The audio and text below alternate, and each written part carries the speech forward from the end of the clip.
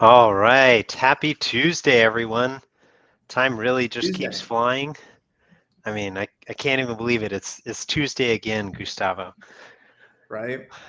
Like, And I don't know if you know about that, but here in Sao Paulo, Brazil, it's a holiday. So, uh, whoa. yeah, a lot of the people that I've worked with in the past are at the beach because if the holiday is on a Tuesday, most people don't work on Monday, right? So, I yeah. thought you said you were inviting them all to watch our show today. That's where I got really Well, excited. I really could have, but I don't know if they would join, man. So let's the focus here would be the American. Uh, The American audience. Well, I don't know. yeah. We could talk about equality as a topic today. We should be talking about Yep. um, national holidays equality. I think Americans are actually a little bit of a disservice there because I think you have Hmm. a few more holidays. We should try and even some of those out. What do you think? I mean, like working for an American company now, we only have like 5 or 6 in a year. Yeah, So, and here in Brazil, I think there's over 10. So nice. I like averaging those out. Maybe get to 7 or 8. I think that's a good idea. Yeah, I think there's actually six or eight this year in total. Typically, they have around 10. And I know Hmm. that there's some countries that literally have like 20 plus holidays. Yeah, So that's insane. yeah. When do you Yeah. get any work done, right? Maybe they just don't enjoy their work and that's why they're not You're too so concerned right. about it. Yeah, they need the holidays because work is boring, Yeah. right? Or they pay a lot of taxes. That's true too. They could totally be paying a lot of taxes. Yeah. Yeah. Yeah. Instead, we just make a little bit more money, right? And then we kind of share the love with the taxes from there.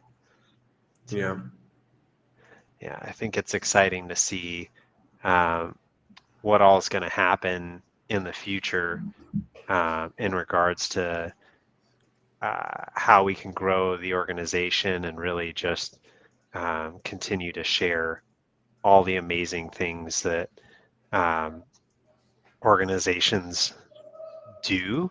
And I feel like Facebook, all that, they've kind of mastered some of this stuff in regards to um, highlighting opportunities to even do things like mental health days, right, etc. And I think one of those holidays that definitely came out of this, which is the reason why we're talking about equality this week, is really what are some of those aspects in terms of equality that we can start driving considerations for on a regular basis. And I think that equality is such a broad topic, right? So when we talk about data as a whole, um, we're not going to be talking about data equality, but there's different angles of kind of looking at these. Most of them relate to demographic information, right? So, like, what's kind of one of the first things that you think of when you think of equality? Um, I guess gender is definitely one thing that comes to mind, like equal pay, and whenever we uh, not only in companies, right? But Yeah. when we talk about sports, that's something that has really been up here in Brazil and I Mm. guess all over the world. So, of course, there's race, there's age, right? Generation. Yeah. Um, but the first one that comes to mind is gender equality. Yeah. I think this has been an interesting journey because in looking for this, right? Excuse me. I'll be discussing some Alteryx this week and then weekly challenges, which are essentially, if you're familiar with the visualization world, they have Makeover Mondays, right? We've got um, weekly challenges with Alteryx, which is essentially a data set challenge where you try and solve for a particular output, right? So in this case, what it was about is women versus men employment rates. And I'll actually share this. And I found another weekly challenge which talks about um, equality for athletes, specifically Olympic athletes. And during kind of the hunt for this, I actually found some incredible stuff from ArcGIS, because they deal so much with like US Census data. A lot of the outputs were visualization. I don't have an ArcGIS license, but even some of the rules and stuff were really interesting to kind of discuss. And I think even some of that could be incorporated with what we're looking at here today. So let's walk through this challenge here real quick. So anytime we're looking at obviously equality, one of the first things that comes up is obviously like the Bureau of Labor Statistics, right? US Census, the American Community Survey are some common data sources. And in here, this did come from the Bureau of Labor Statistics. And what we were able to do is just gather some data here, and you can literally see, okay, percentage of working full time, right? And then it's going to show over time in terms of years, and then even into working part time, right? And then men versus women, which I think is an interesting cross comparison. So if ever you're looking at this data, right, it is interesting to see with US Census how they do the headers. So there's typically a lot of transformations that need to occur in order to get that in proper alignment. So let's kind of talk about, I guess, the first question, right? What do I like about this process? Um, Obviously, when we're looking at data like this, it's really hard to understand any type of trending when you're looking at an Excel spreadsheet. So what I appreciate here is the end focus was really to come up with a visualization. And within the Alteryx platform, right, there's a whole tool suite related to reporting that does that. So here, using the charting tool, this is an older workflow, but if we were to use a newer one, right, we would probably do the interactive chart in the same manner, which is going to allow us to visualize this, right? And then when we're looking through here, obviously we had those header rows. So it uses a sample tool here, which is brilliant to just kind of streamline the data sources and just kind of get that checked. I think you could just as easily have done this by starting the import on row 3 and getting that information together, right? And then when we look at this, I also like that they're using an if condition, right, where you can layer these in terms of the different steps and criteria for conditions. So when we look at this, right, if you've ever haven't done a weekly challenge before, basically what it does is they give you an input set of data, and then they just give you that output. And here it's actually the graph. So if we take a look at the browse tool, right, we can literally see the graph that was rendered here.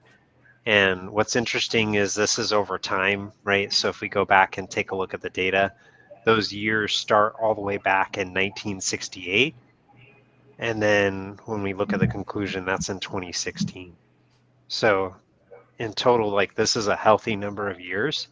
And you can actually see it's kind of interesting. Within 5%, I mean, you can see what the female employment is. It really hasn't changed that much, right? Even though, despite the fact there's been lots of changes over the years, right? On the inverse side of things, we do see men full-time employment kind of coming down. And that almost coincides with these upticks, right, in terms of employment. So what I think is interesting when we're looking at this, right, is, excuse me, it is clear that these do have some type of correlation, but I think it's more on overall how many jobs exist, right, and what amount of participation and employment do we see in general. And then that just kind of breaks down between genders, right? So obviously, I'm sure there's plenty of statistics that are out there in regards to stats for pay. but I think this just highlights a different story that exists in regards to what we're seeing in general. So one of the things that like I want to touch on here that really gets me excited is as you're kind of going through and telling the story, right? A lot of times with transformation tools in general, we're literally just focused on maybe this type of output, right? Where we would have the percentages kind of lined up, the years, and then we're passing this off maybe to some other visualization tool. We're never really addressing the visualizations themselves. It, and what I do appreciate in this instance is the fact that we are addressing it, right? And what we can literally do here, and what I would like to see if I were sharing this out with someone else, is I would like to see it get distributed like via an email tool, and then maybe send some of this out. So as we're continuing to hire people, right, we could draw attention to, okay, this is some of the information. How does this correlate with maybe the individuals that we're currently hiring? What do you think about some of that, Gustavo? Yeah, honestly, like this information, it shows a lot, right? Because we're not talking about past 5 years, we're talking about 1968 until now. When you talk about the email tool, are you talking about within the organization, or how do you mean? Yeah, I think within the organization, right? Because we should be discussing that even within the organization. Hey, are we corresponding with some of those statistics, maybe even within our industry, right?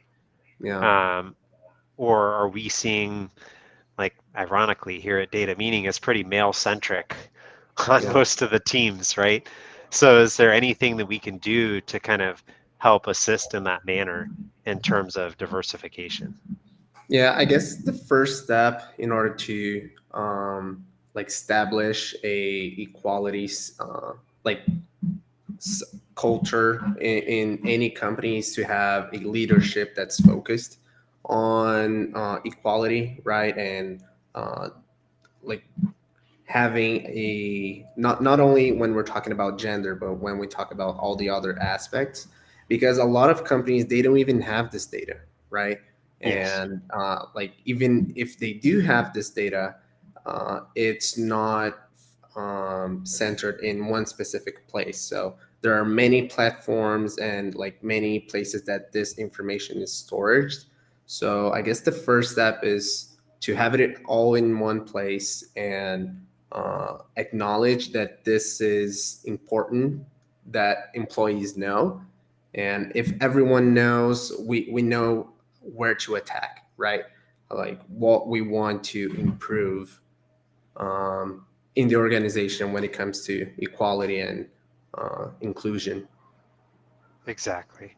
And I think when we kind of look at those different aspects, right, that's where I think, let me go ahead and share what I found on ESRI. This was actually really interesting when I pulled this up, because literally it goes in and it starts talking about um, all of the different measures that we have here, right? In terms of uh, ethnicity, and it's everything from how do you get data, can you get help, right? And then it Hmm. talks about racial equality, right? So mapping those inequalities, operationalizing some of that data, right? And then it even goes back, I mean, like, this book looks pretty old, right? So Yeah. when we're discussing this, it's literally talking about indigenous people, right? And where are their Mhm. lands and how did that kind of transition over time?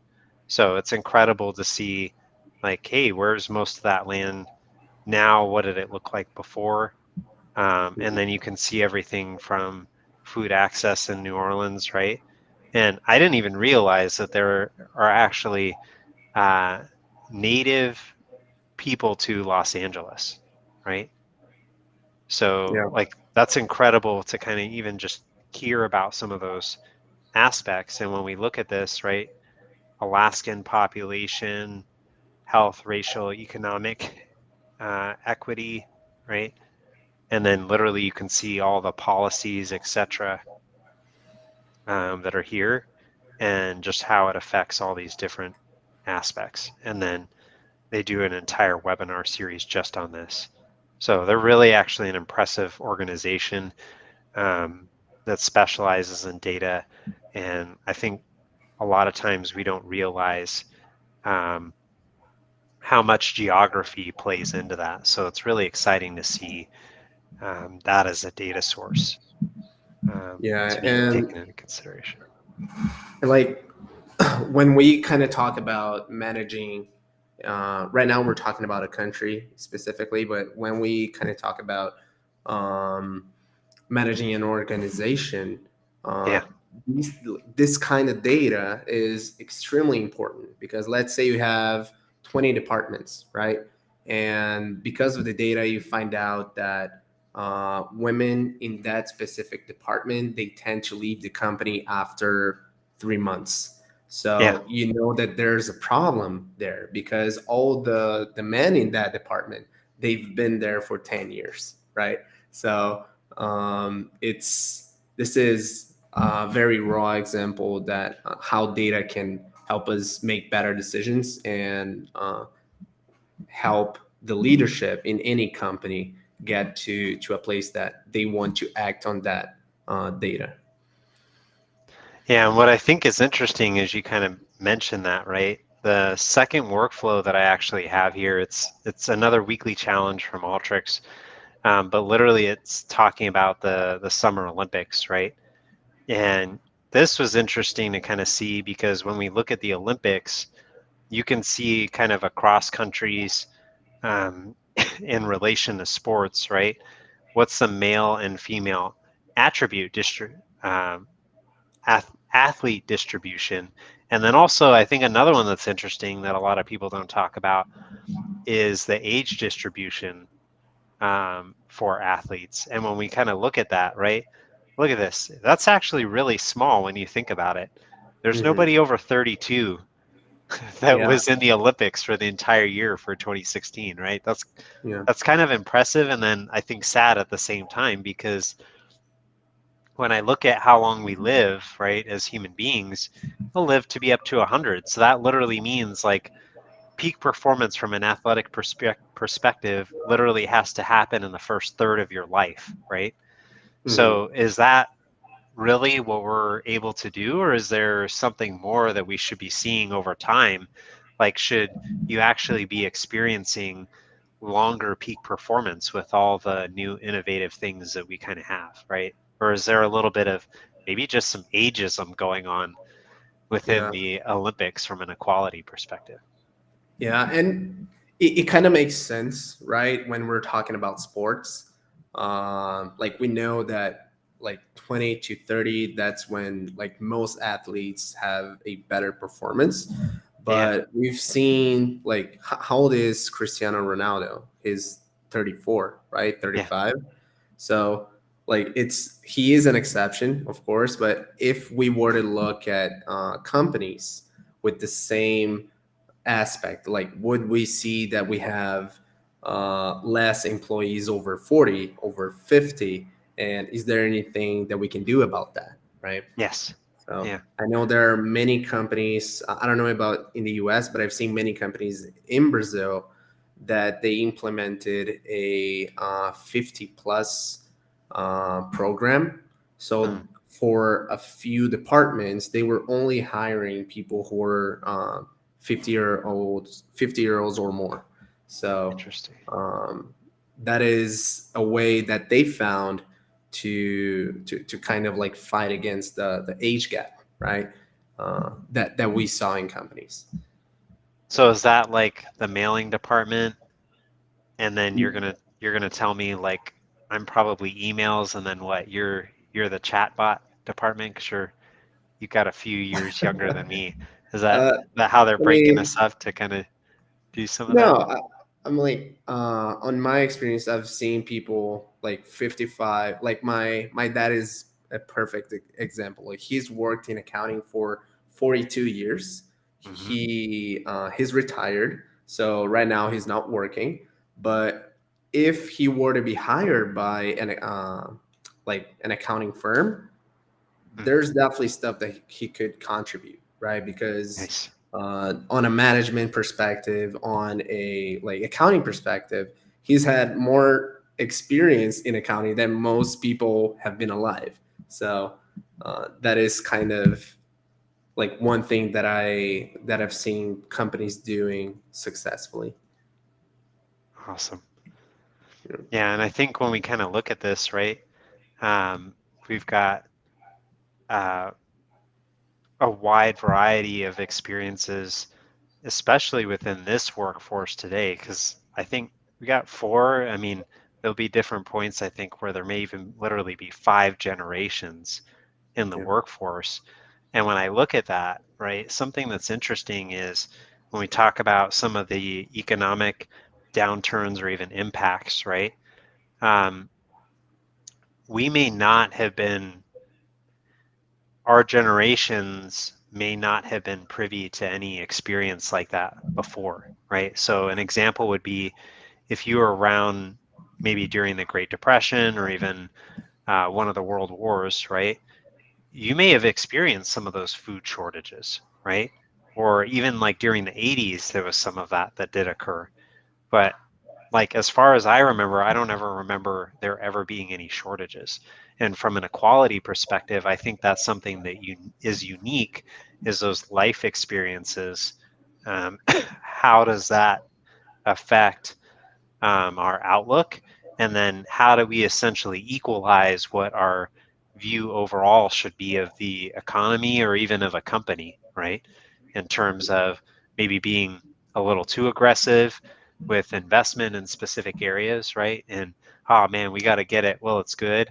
Versus, hey, are we from an accountant's perspective, right? Do we have enough money in the bank to keep burning like this, or we yeah, expected only to survive off of growth, and that's pretty much it, right? yeah.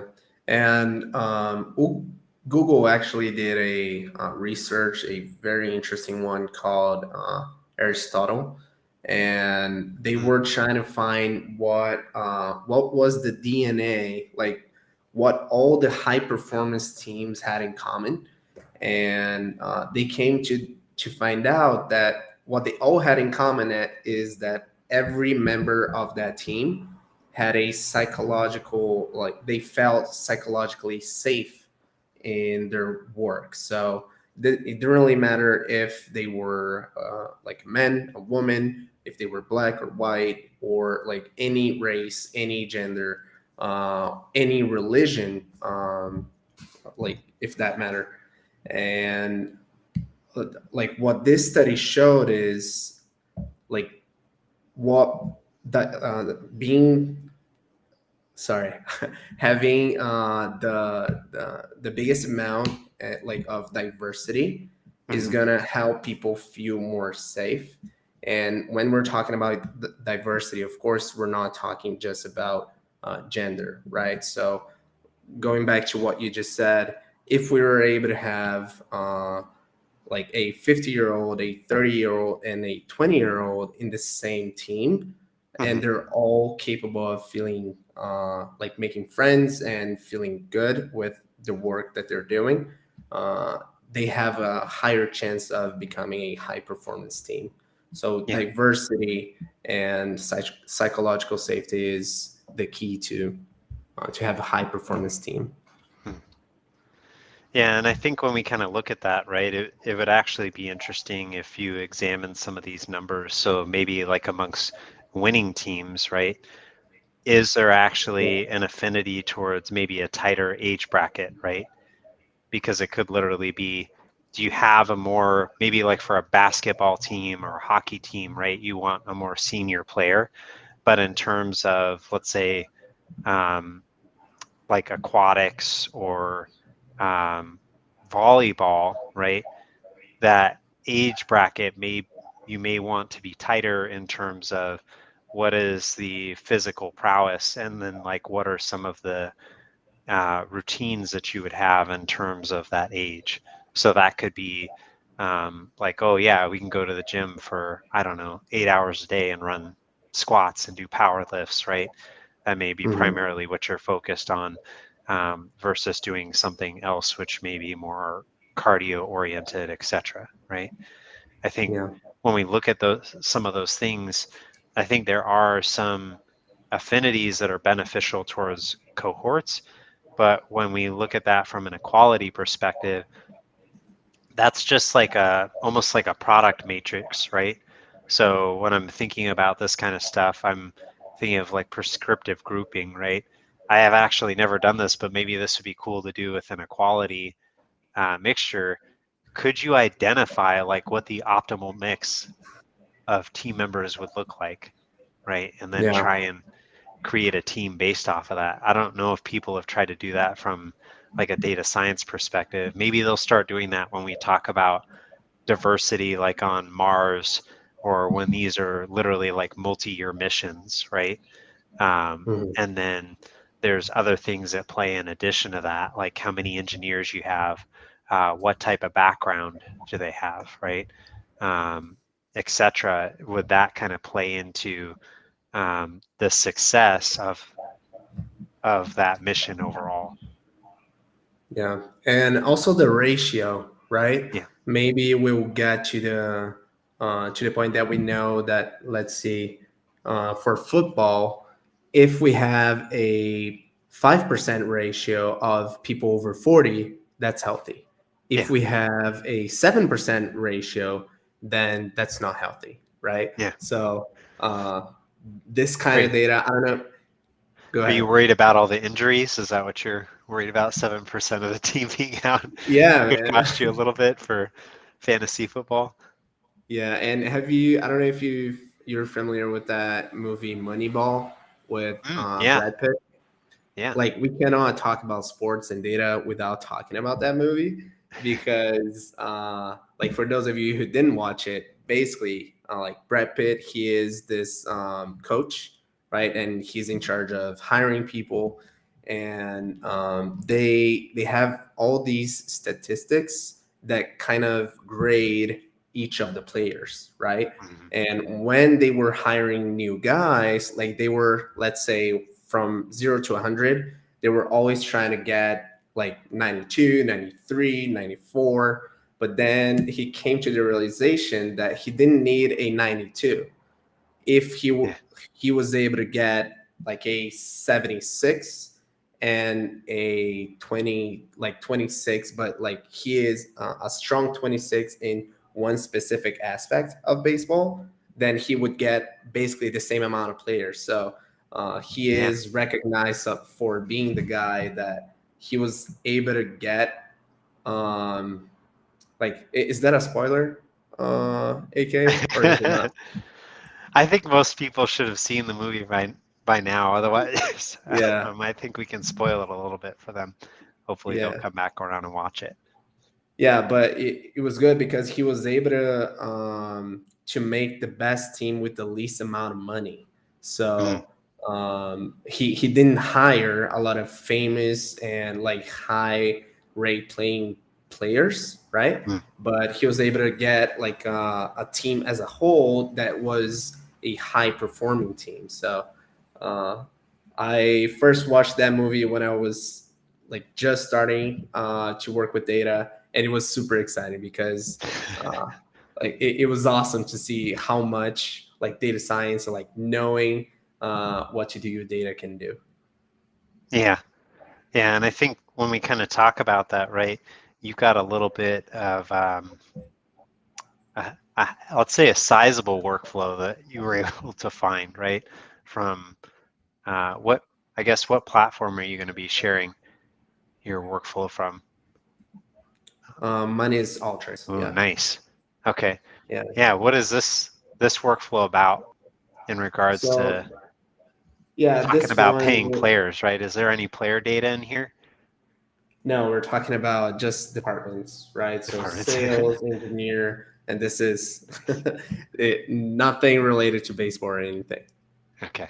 Phew. Yeah, this one has a lot of statistics, and like we can see here the linear regression tool using Alteryx. And I am not a statistics guy yet, I know the basics. I am an accountant, but the first thing that I noticed about this workflow is we have a text input here, right? So we have the ID, the age, the gender here on the bottom, right? The department and what's the education for that specific person. So we don't have the person's name, but we have the ID, right? Yeah. Um, the first thing I notice is we don't have a lot of documentation for this workflow, right? So anyone who is like who doesn't know a whole lot about linear regression, I would assume they would struggle a little bit trying to get around this workflow, and that is what I Yeah. would say like the first recommendation. What are those light blue tools down there? These ones, Yeah.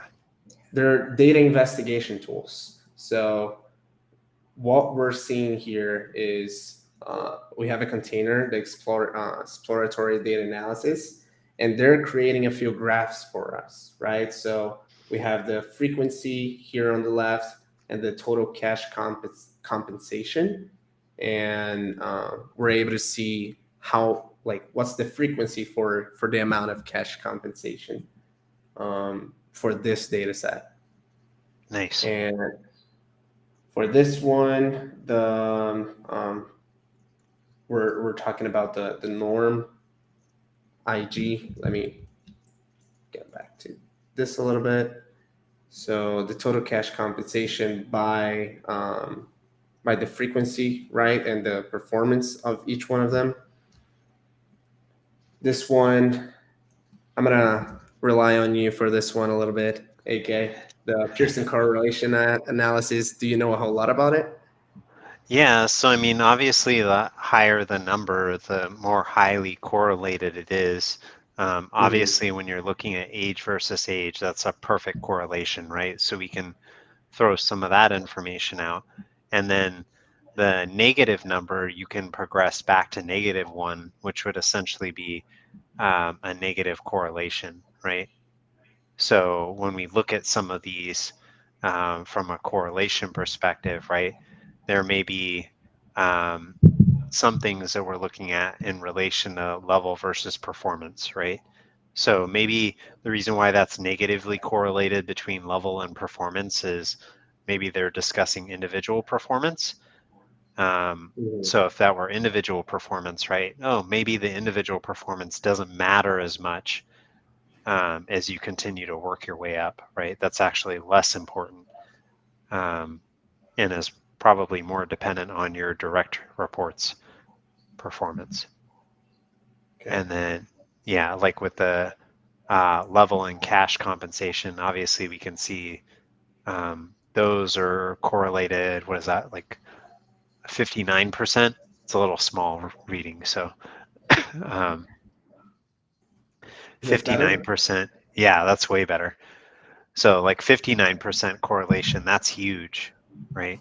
Mm-hmm. So when we kind of look at that, um, that level of correlation really tells you, hey, as you work your way up, your the probability of you getting paid more is high. And Mm-hmm. then I don't know if age, right? Age may just be an aspect of seniority where you see that typically go up for compensation as well. So what Yeah. would be interesting, right, is they're doing a full correlation. I think I would be curious to kind of see that data broken down to see if maybe there's a particular age bracket. So let's say your dad is an accountant, right? He might be Yeah. telling you, all right, Gustavo, you got to make sure that you're saving for retirement, right? And Mm-hmm. if he were sharing this with a particular audience, right, he may go in and say, okay, once you hit 60 years old, it's all downhill from there, right? You're going to be more focused on maybe your benefits or something else because the cast compensation, you're not going to hit those bonuses as much because you're going to be out sick. You have to take care of your kids or do all these other Mm-hmm. things, right? And really, maybe that your life will be so full with other things that it will leave you less time to focus on work and get that next level promotion, right? Maybe that's a Yeah. typical trend, and maybe that's something that we see here from an equality perspective. So Yeah, those are some good observations. And um, I just noticed that I want to study some more about the Pearson correlation, because right now the way this is structured, I would not be able to understand. So I would have to do some research before I could make a decision based on this data. yeah, and I think there's different tools that exist out there from a data transformation perspective, right? I won't necessarily lump them into the same category, but when we talk about transforming data for even data science, right? Alteryx kind of Mhm. offers that middle ground, but there's other platforms out there like maybe H2O, Databricks, etc., that may have better explanations of that that are more readily available. If you were to use like the intelligence suite for this, right?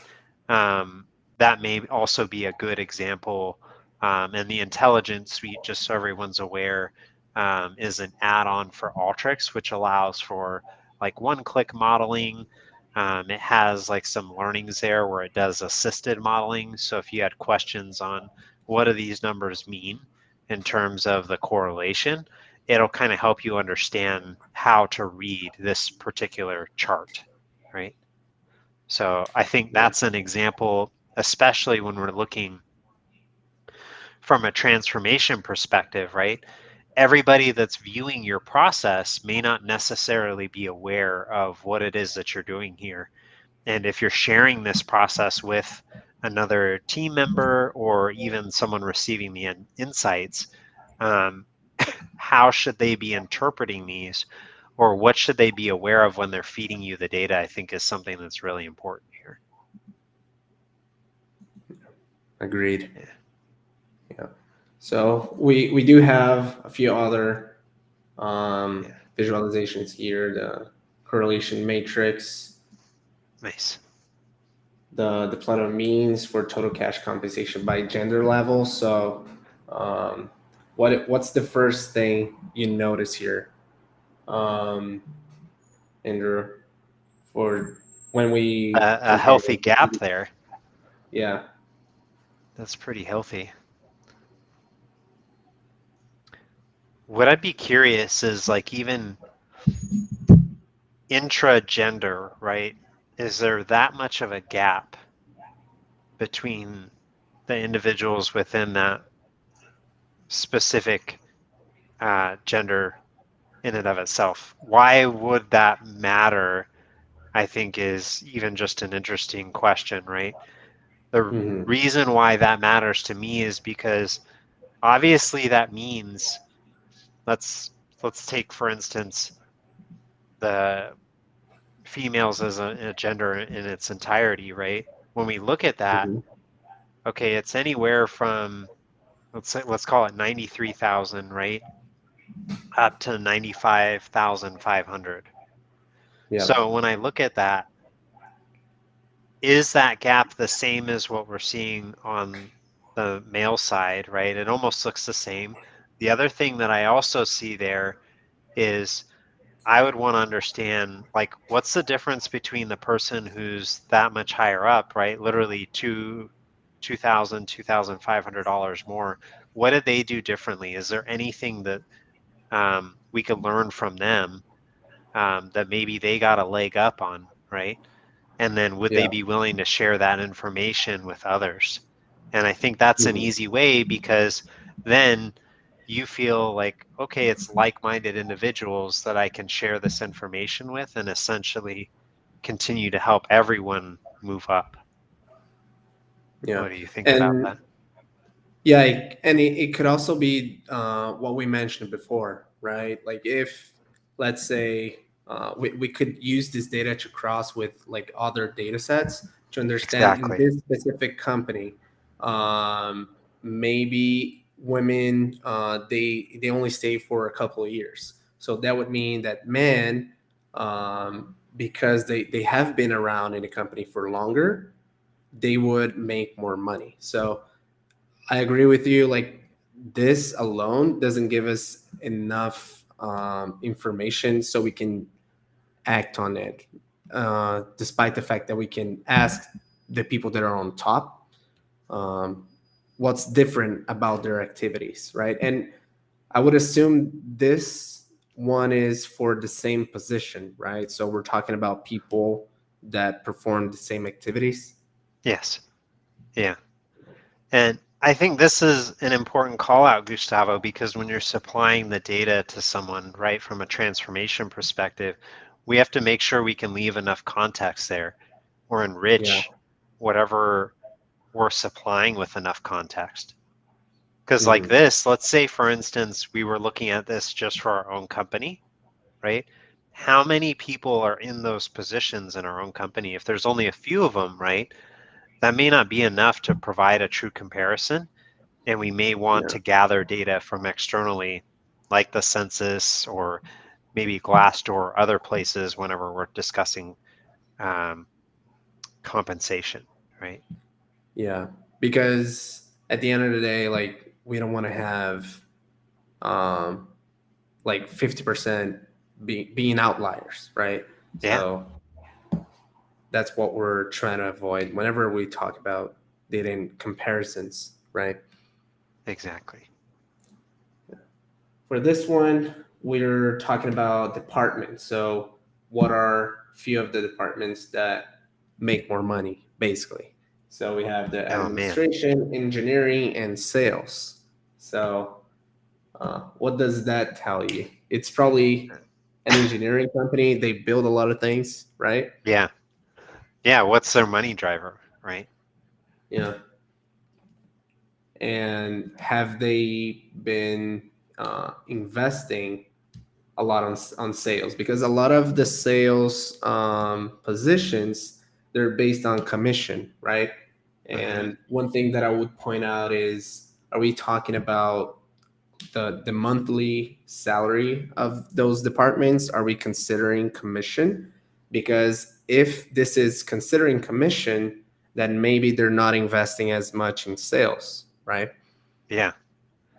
And when I look at the administration one, right, something that's interesting, like if you look at people like who are on Wall Street, right? A lot of those individuals get compensated based off of like stock options, other methods, right? So that's not really cash compensation. So that Mhm. individual may actually be more highly compensated than an engineer, but it's just the method in which they're being compensated is different.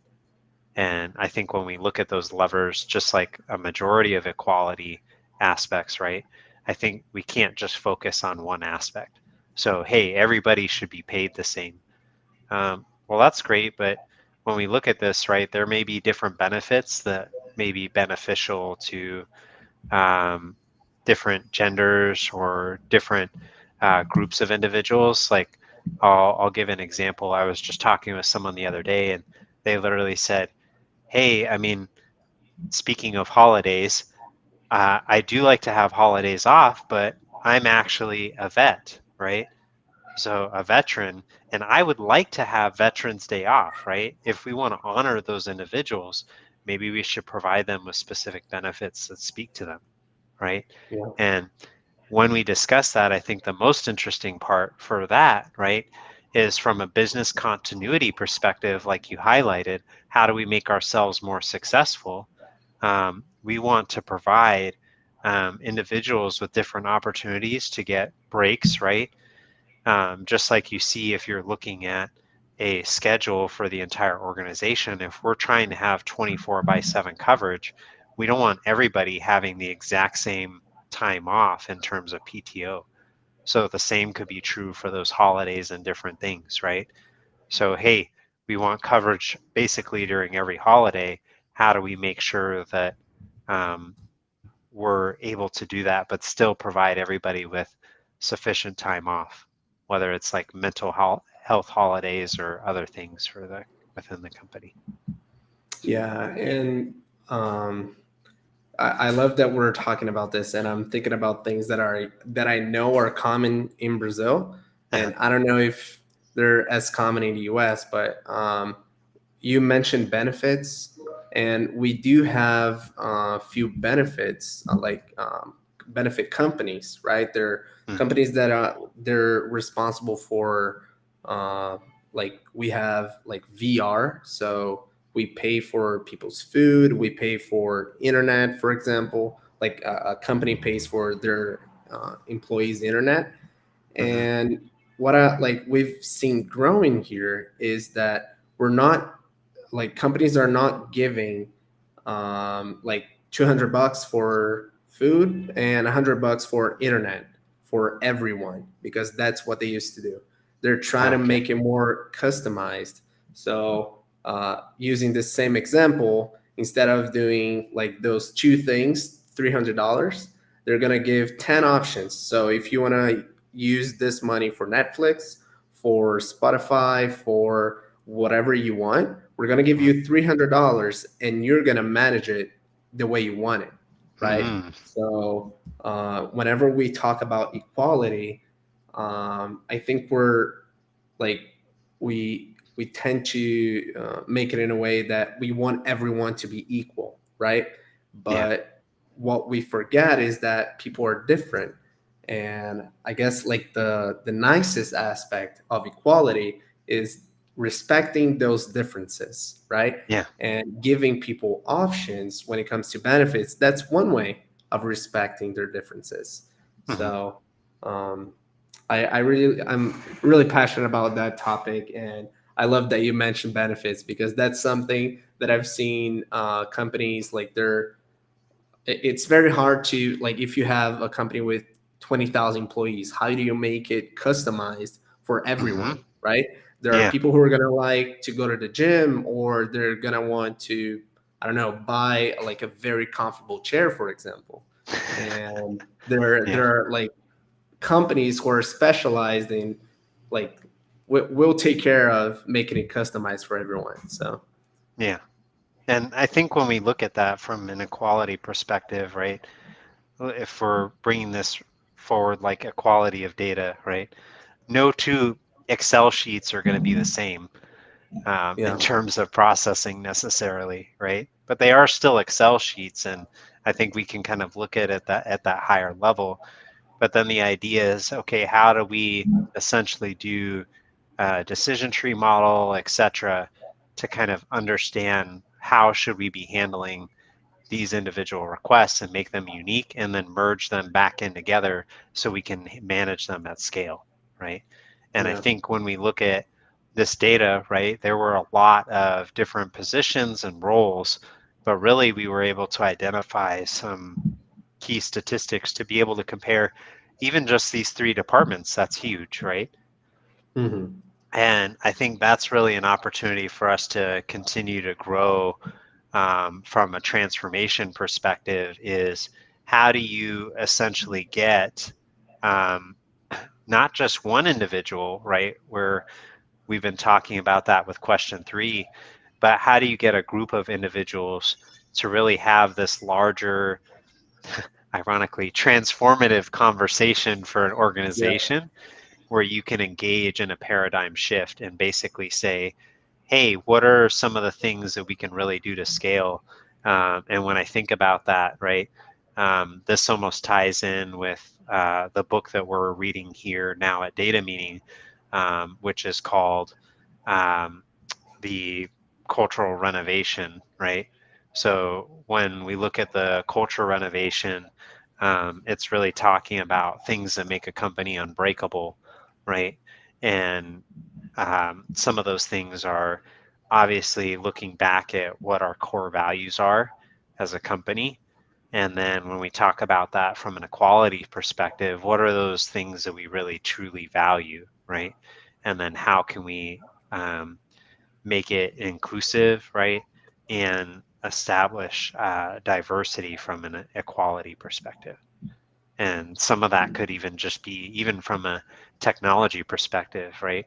So equality, how do we work with data scientists, analysts, data engineers, et cetera, right?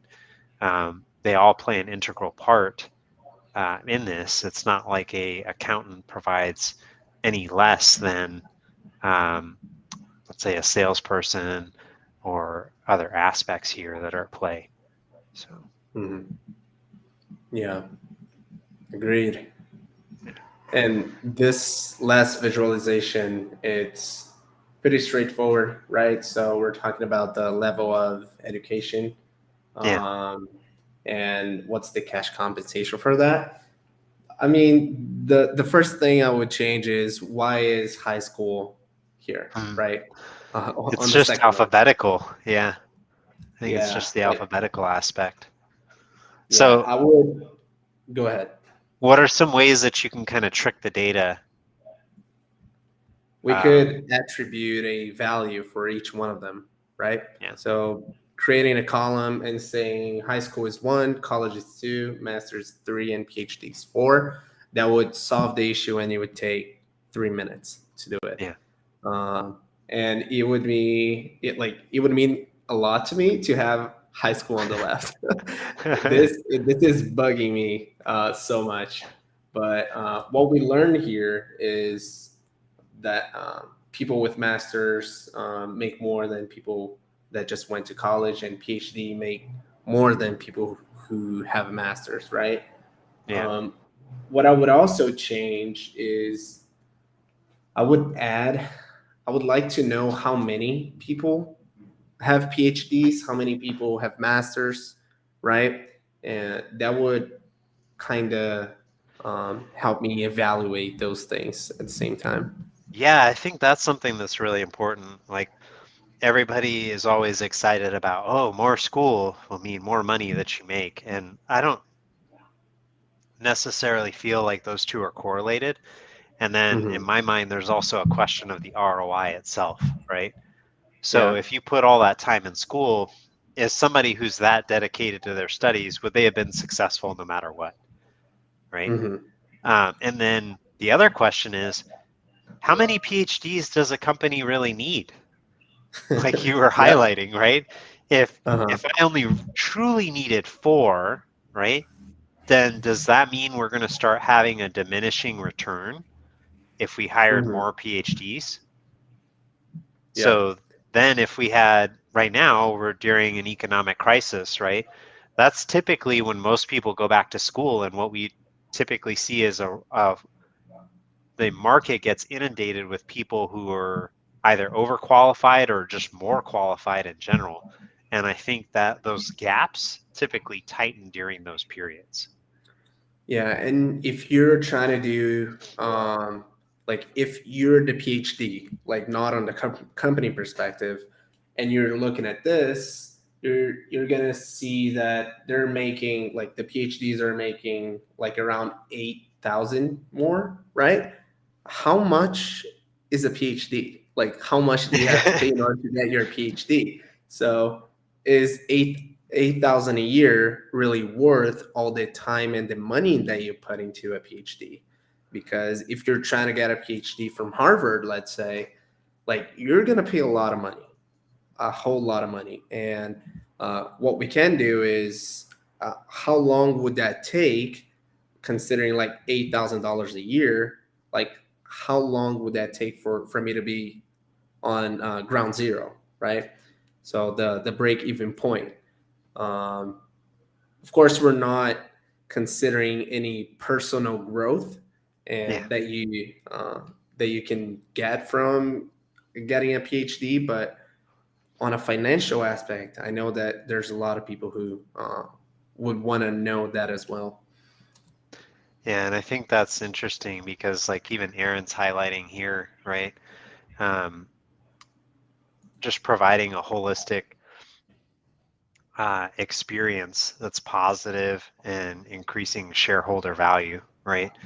When we look at um, some of those aspects, I think some of the education does provide that, right? In terms of a viewpoint that's more well-rounded or at least more anchored, in terms of um, understanding how that can be given, right? And just the sheer amount of time that you spend learning those different things. A lot of the individuals who go to school for that long, um, typically are more focused on how can they share, right? How can I share everything that I've learned? How can I apply everything that I've learned? That's what they're motivated by. And when we kind of look at that, right, I think the exciting piece is that's really what the holistic approach can help with, right, in terms of providing some of those benefits. Just like as a parent now, right, um, I look at, okay, there's going to be concentrated points in time when uh, with my son, hey, I would like to have some time off, right? A couple days, or even be able to just help take him to the doctors or whatever. That flexibility is worth more for me, and I will strive harder, just like you were talking about with the equality aspects, in order to make things succeed, because I feel like it's a vested relationship for both individuals, right? Mhm. And I think the same can be true from a um, education perspective. So, Yeah, and it has a lot to do as well with like where like what you're trying to accomplish and where you're trying to go, right? yes. Because one thing, and that is actually one of the conversations that we had when I went to Orlando, right? We were Yes. talking about the Masters, and is is a Masters something that's going to prevent me, like not having a Masters, is something that's going to prevent me from doing what I'm passionate about? Mm, Probably not, right? yeah. And it's kind of like sometimes we worry so much about like what we see in movies and what our parents say, but at the end of the day, like what matters to you, and what Yeah. matters to you is what should be more important than anything else, right? Exactly. Exactly. Awesome. And looks Yeah. like we're right up on time here. So thank you everyone for joining us. Um, thank you for checking out this show related to equality for Transform Tuesdays.